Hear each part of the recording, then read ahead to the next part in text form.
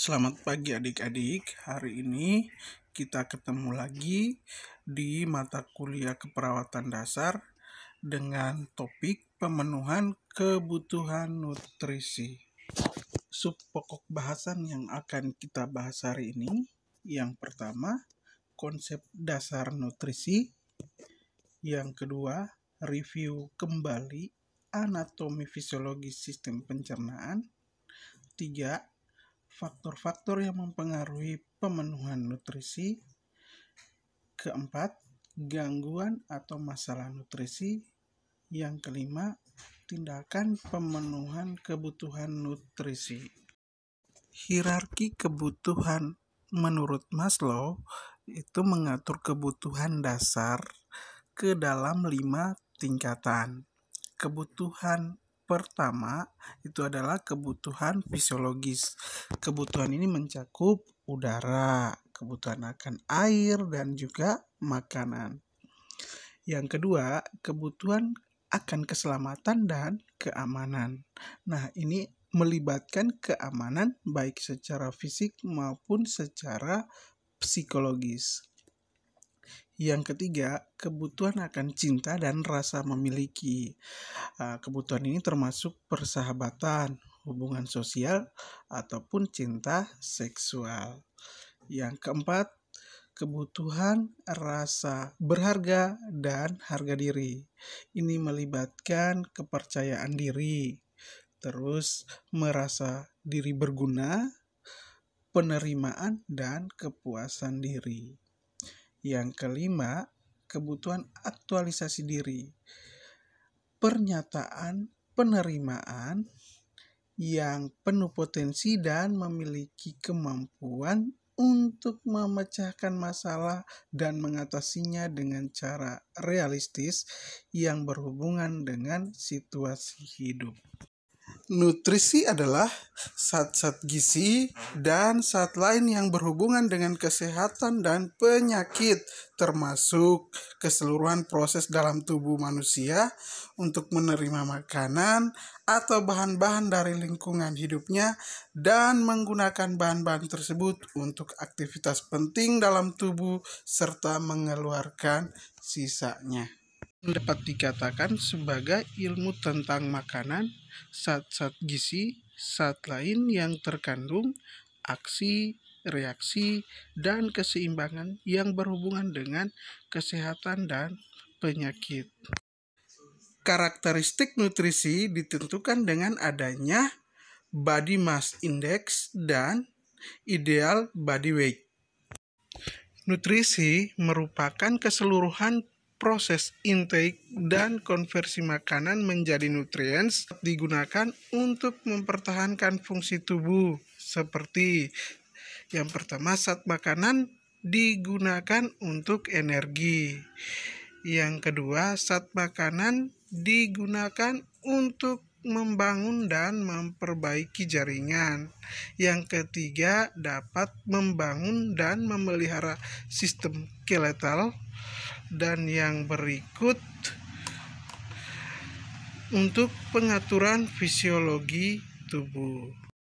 Jika nutrien yang didapat oleh tubuh itu optimal, maka individu akan sehat sejahtera. Tetapi sebaliknya, jika nutrien yang didapat oleh tubuh itu kurang atau lebih dari kebutuhan, maka ini dapat menimbulkan yang pertama adalah jadi masalah kesehatan. Yang kedua, pertumbuhan dan perkembangan pada anak dapat terhambat. Nutrisi esensial terdiri dari karbohidrat, lemak, protein, vitamin dan mineral, serta air. Baik, mari kita bahas satu persatu. Yang pertama, karbohidrat. Karbohidrat berfungsi sebagai yang pertama sumber energi utama bagi sel. Yang kedua, sebagai cadangan energi yang disimpan dalam bentuk glikogen. Yang berikut sebagai bahan pembentuk struktur sel seperti glikoprotein dan musipolisakarida. Terus yang berikut sebagai bahan pembentuk zat lain seperti laktosa. Yang berikut adalah lemak. Jadi fungsi lemak yang pertama itu adalah sebagai penyedia energi. Nah, meskipun sumber utama energi untuk tubuh kita itu adalah karbohidrat, tetapi lemak juga dapat digunakan sebagai sumber energi cadangan jika karbohidrat tidak tersedia. Nah, kehadiran lemak juga itu sedikit membantu protein, sehingga fungsi protein dalam tubuh dapat dimaksimalkan pada hal lain yang membutuhkan sumber protein. Yang berikut yang adik-adik perlu ingat bahwa setiap gram lemak itu dia memiliki 9 kalori, artinya 2 kali lipat lebih banyak dari kalori protein dan karbohidrat. Oleh karena itu, kurang-kurangi makan makanan yang berlemak. Karena kalau kita mengalami kelebihan lemak, nah lemak yang ada di dalam tubuh itu disimpan pada bagian-bagian tertentu dalam tubuh kita. Misalnya pada di bawah jaringan kulit atau di daerah subkutan itu sekitar 50%.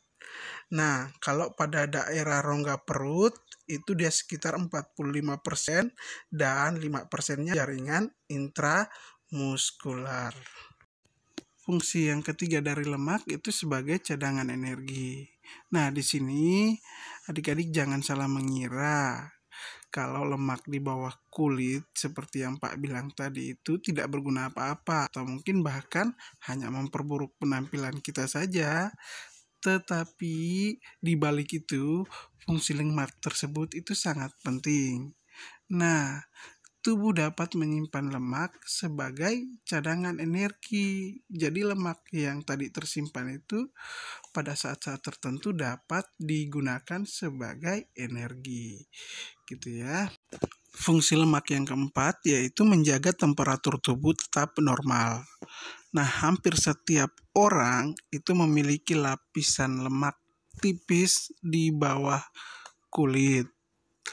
Nah, lapisan lemak ini itu dirancang untuk menjaga tubuh kita, terus menjaga juga panas di dalam tubuh kita sehingga suhu tubuh itu tetap dalam kisaran normal. Nah, selain menahan panas dari dalam, lapisan lemak ini juga bisa melindungi bagian dalam tubuh dari perubahan suhu ekstrim di luar tubuh.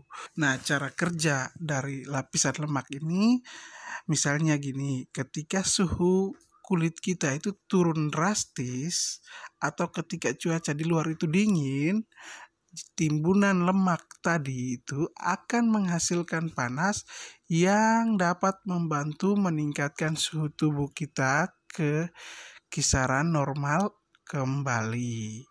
Gitu ya.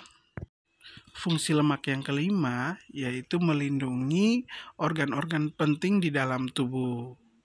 Jadi, lemak itu tidak hanya berada di bawah kulit dan sekitarnya, tetapi lapisan lemak ini juga ada yang menyelimuti organ-organ utama seperti otak, jantung, saraf, jaringan tisu, dan juga tulang. Nah, fungsi lemak di area ini itu sebagai bantalan pelindung jika terjadi benturan keras yang mengancam organ vital tadi. Jadi, lapisan lemak ini akan menyerap sebanyak mungkin efek benturan sehingga bisa melindungi organ dan struktur penting lainnya agar tidak mengalami kerusakan yang parah. Yang berikut adalah protein.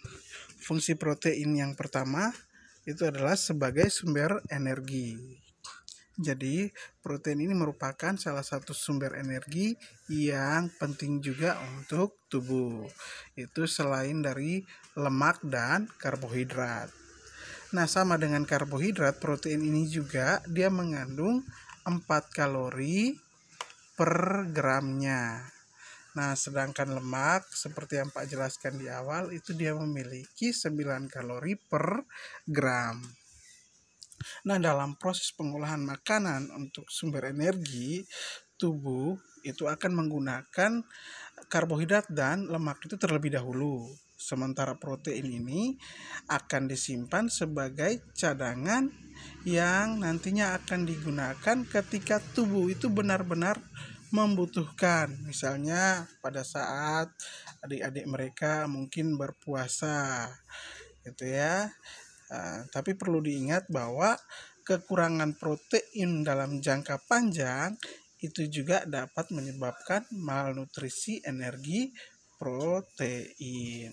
Yang kedua, itu membangun dan memperbaiki jaringan tubuh. Di protein ini kita ibaratkan dia seperti batu bata karena dia berperan besar dalam menyusun hampir semua bagian tubuh kita, dari otot, tulang, jantung, paru-paru, otak, kulit, dan juga rambut. Tidak hanya itu, protein juga itu dia bertanggung jawab untuk memelihara ganti jaringan di tubuh yang telah. Nah, dalam kondisi normal, jumlah protein yang digunakan untuk dan memperbaiki jaringan tubuh itu akan sama setiap harinya. Namun, pada bagi yang menyebabkan tubuh itu membutuhkan protein, misalnya pada saat pertumbuhan jaringan baru atau ketika terjadi pemecahan protein yang lebih banyak, atau misalnya pada ibu hamil dan menyusui, atau juga pada orang yang sedang sakit. Fungsi protein yang ketiga yaitu membentuk antibodi. Jadi protein itu dia membantu tubuh untuk membentuk imunoglobulin atau yang biasa kita kenal dengan antibodi. Jadi antibodi ini berperan penting untuk melawan infeksi bakteri ataupun virus. Selain itu, antibodi ini juga itu membantu tubuh untuk mencegah terjadinya penyakit dari bakteri atau virus yang sama di kemudian hari. Maksudnya adalah bahwa setelah tubuh kita ini menghasilkan antibodi terhadap bakteri atau virus tertentu, nah sel-sel imun ini akan lebih cepat untuk mengenali virus atau bakteri itu kembali ketika virus dan bakteri itu menyerang kembali, gitu, sehingga tubuh kita akan dengan cepat melawan virus atau bakteri tersebut. Fungsi protein yang keempat yaitu membentuk enzim dan hormon. Nah, di sini enzim itu merupakan jenis protein yang ditemukan di dalam sel enzim yang bertanggung jawab terhadap banyak sekali reaksi biokimia yang terjadi di dalam tubuh. Nah, misalnya pada saat terjadi kontraksi otot, pada saat menghancurkan racun, dan juga pada saat mencerna makanan.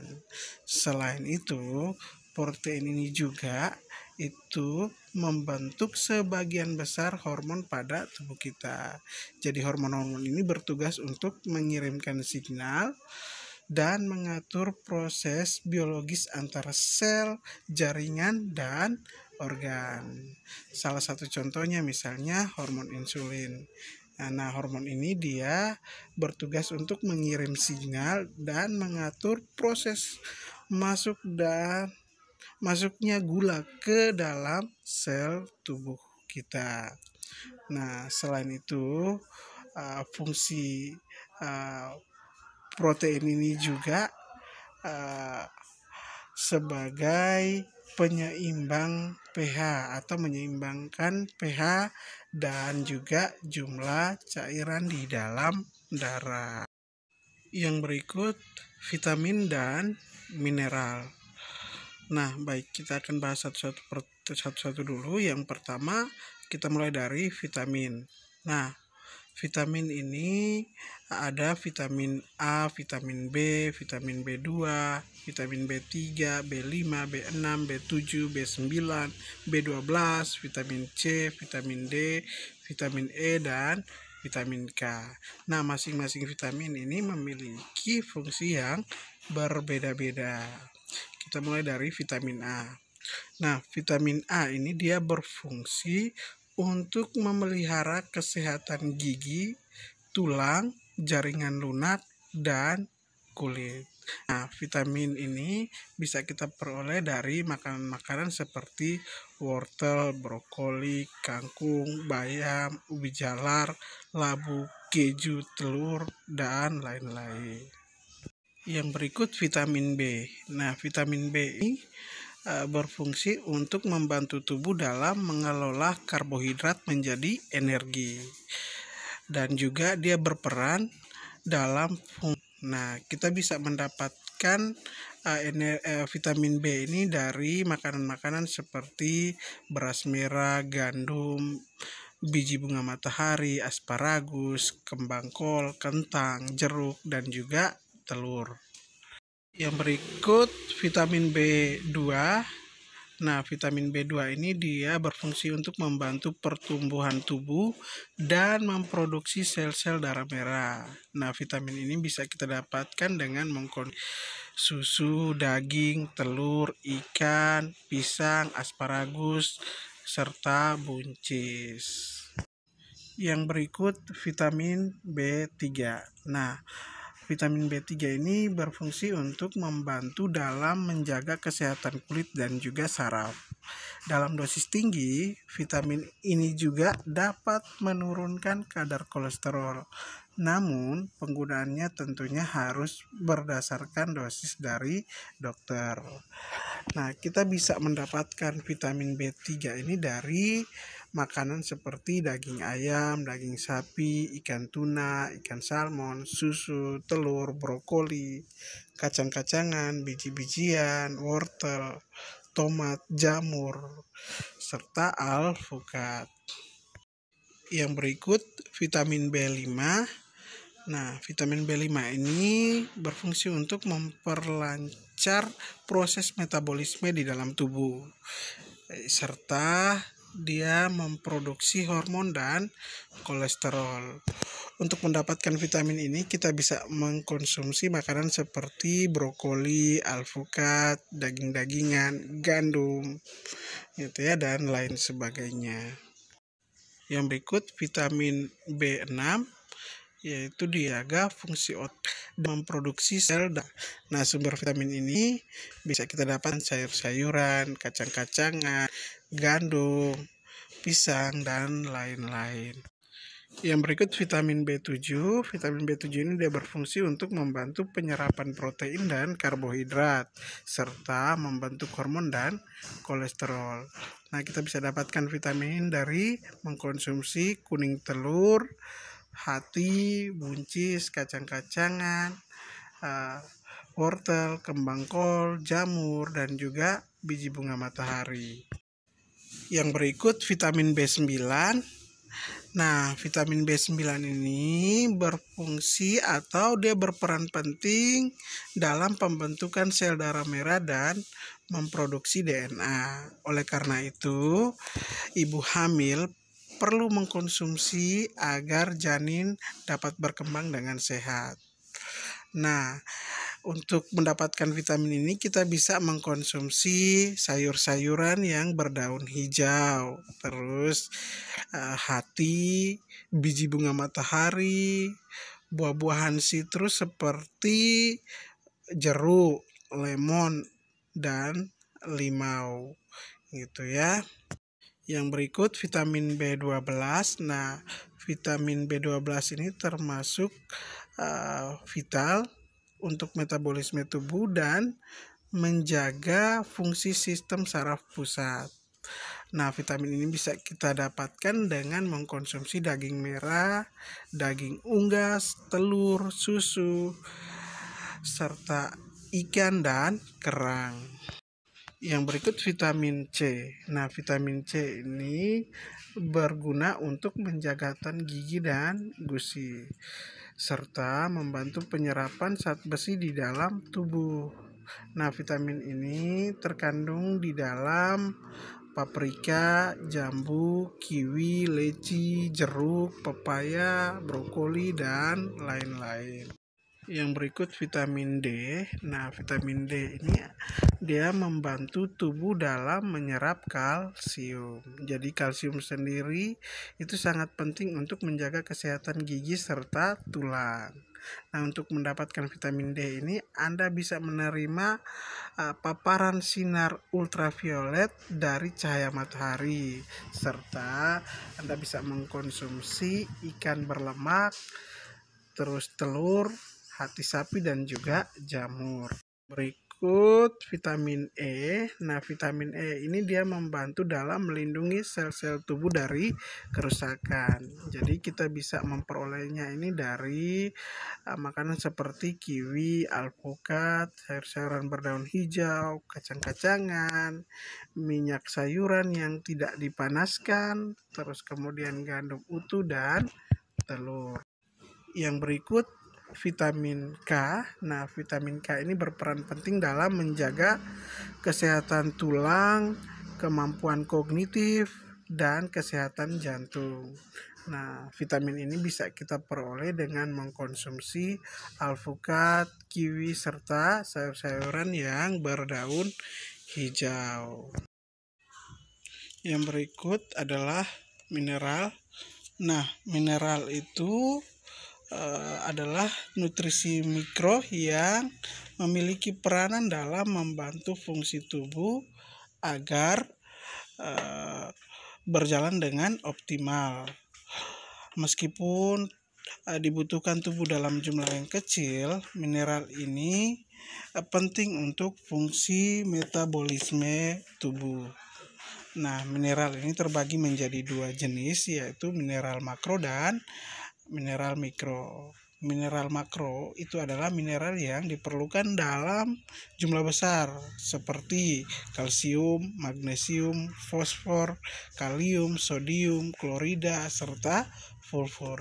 Sedangkan mineral mikro itu dibutuhkan dalam jumlah yang kecil seperti besi, zinc, yodium, tembaga, fluorida, selenium, kromium, dan mangan.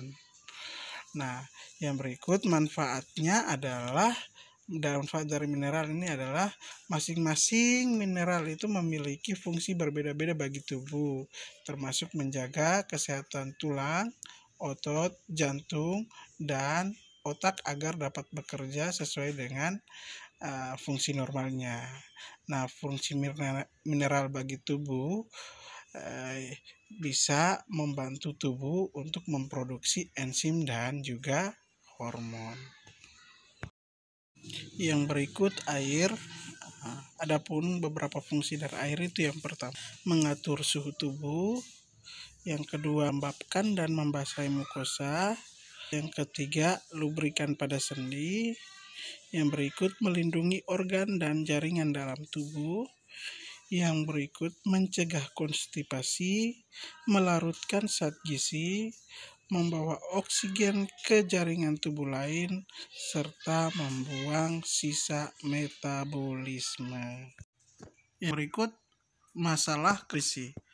Yang pertama, kekurangan nutrisi. Nah, ini yang pertama, keadaan yang dialami seseorang dalam keadaan tidak berpuasa atau normal atau risiko tidak untuk kebutuhan metabolisme. Yang berikut tanda-tanda klinisnya. Yang pertama, berat badan 10-20, terus tinggi badan di bawah ideal, adanya kelemahan dan nyeri tekan pada otot, dan adanya penurunan albumin serum. Yang berikut penyebabnya itu adalah ada disfagia, nafsu makan menurun, penyakit infeksi dan kanker, dan penurunan absorpsi nutrisi. Masalah yang berikut, masalah kelebihan nutrisi, itu merupakan suatu keadaan yang dialami seseorang yang mempunyai risiko peningkatan berat badan akibat asuhan kebutuhan metabolisme yang berlebihan. Tanda-tanda klinisnya itu berat badan lebih dari 10% berat badan ideal, terus obesitas dan aktivitas menurun serta monoton, Terus lipatan kulit triceps itu lebih dari 15 mm pada pria dan 25 mm pada wanita. Penyebabnya karena perubahan pola makan dan penurunan fungsi pengecapan. Yang ketiga, obesitas. Nah, obesitas itu berat badan yang mencapai lebih dari 20% dari berat badan normal. Yang keempat, malnutrisi. Itu adalah suatu keadaan terganggunya kemampuan fungsional atau defisiensi integritas struktural atau perkembangan yang disebabkan oleh ketidaksesuaian antara suplai nutrisi esensial untuk jaringan tubuh dengan kebutuhan biologis spesifik. Yang berikut, malnutrisi ini dapat disebabkan oleh yang pertama undernutrition. Nah, itu karena kekurangan pangan secara relatif atau absolut selama periode tertentu. Terus yang berikut, spesifik defisiensi, itu disebabkan karena kekurangan zat gizi tertentu, misalnya kekurangan vitamin A, iodium, Fe, dan lain-lain. Yang berikut, overnutrition, itu disebabkan karena kelebihan mengkonsumsi pangan untuk periode tertentu. Terus yang berikut, diabetes mellitus, itu gangguan kebutuhan nutrisi yang ditandai dengan adanya gangguan metabolisme karbohidrat akibat kekurangan insulin atau gangguan karbohidrat secara berlebihan.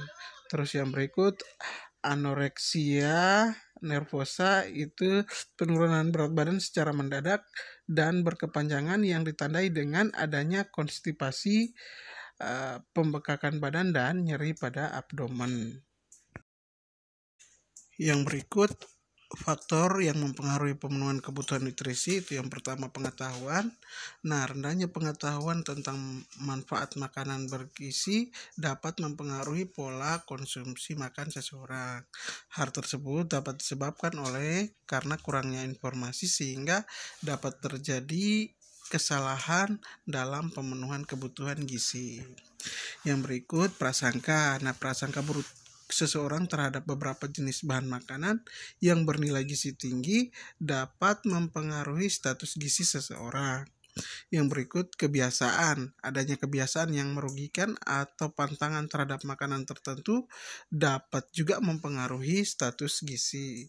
Terus, kesukaan. Nah, kesukaan yang berlebihan terhadap satu jenis makanan dapat mengakibatkan kurangnya varian makanan sehingga tubuh tidak memperoleh zat-zat gizi yang dibutuhkan secara cukup.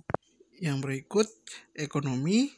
Nah, status ekonomi itu dapat mempengaruhi perubahan status gizi.